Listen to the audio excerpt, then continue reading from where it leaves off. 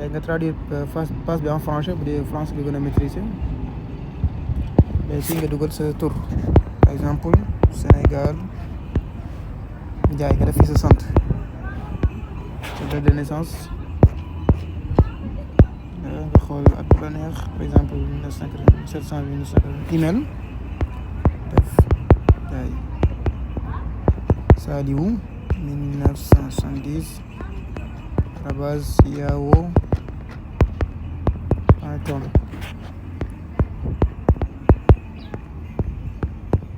donc fii sa mot de passe ngay def ngay créer si fii moom ngay confirmer waat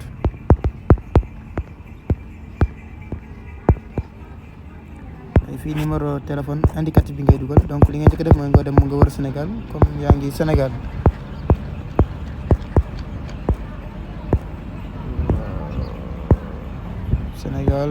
voilà donc mi ngi nii 221 dugal benn numéro par hasard 70 009 09 c'est un exemple voilà coché après ñu cliquer s'inscrire donc voilà presque terminé inscription réussie donc am na benn mail bu ma envoyé donc ci laay dem ba cliquer voilà mi ngi nii donc fii laay dugg pour ma mën a activer sama compte léegi ma cliquer activate account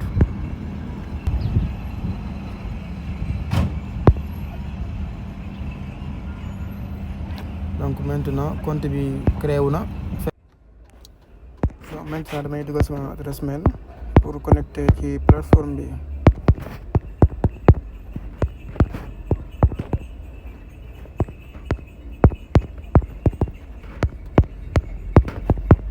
sama mot de passe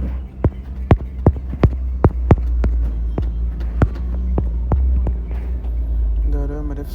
connecté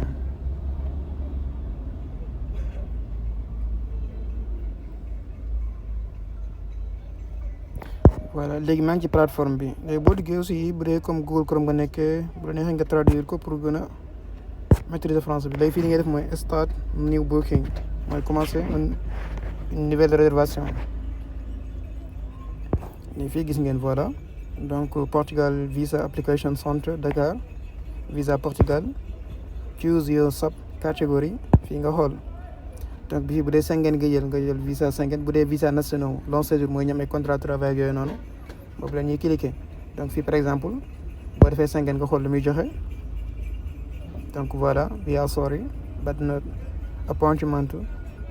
actuellement rendez-vous amagul parce que tijjeegul léegi ñu xool beneen bu dee bii ci kaw famille citoyenne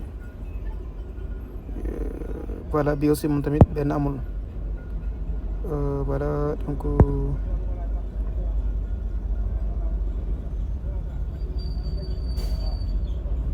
donc vous voyez actuellement amul créneau yu disponible ci benn catégorie parce que dafa tijjeegul léegi nag aussi dama lay bàyyiloo xel que ne bala ngay jël rendez-vous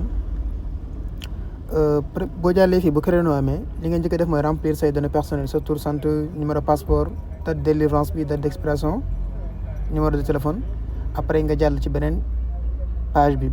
mu lay rediriger aussi il faut nga garder sa passeport boo jël rendez-vous Portugal il faut nga garder sa passeport parce que di nga scanner première page bi ak deuxième page bi am information yi aussi à un moment donné sa écran téléphone wala webcam machine day tijjeegu pour nga jël benn photo boo xam ne sa bopp lay doon boobu boo jël rendez-vous bi dafay tijjeegu boo yeggee étape boobu noonu après bu jàllee nga dem toll ci étape paiement bi c'est 22 000 francs nga fay ko ak via Orange Money après di nga jot confirmation de rendez-vous bu lépp réussir ci sa boîte mail donc gars yi tey loolu leen indiloon naka la ñuy jëlee rendez-vous pour Portugal donc bu ngeen amee beneen pays boo xam ne ba ngeen ñu defal leen ci vidéo ngeen mentionné ko ci commentaire bi donc like leen aimer ak partager su ko defee ñëpp mën ci jot jaajëf ba beneen yoon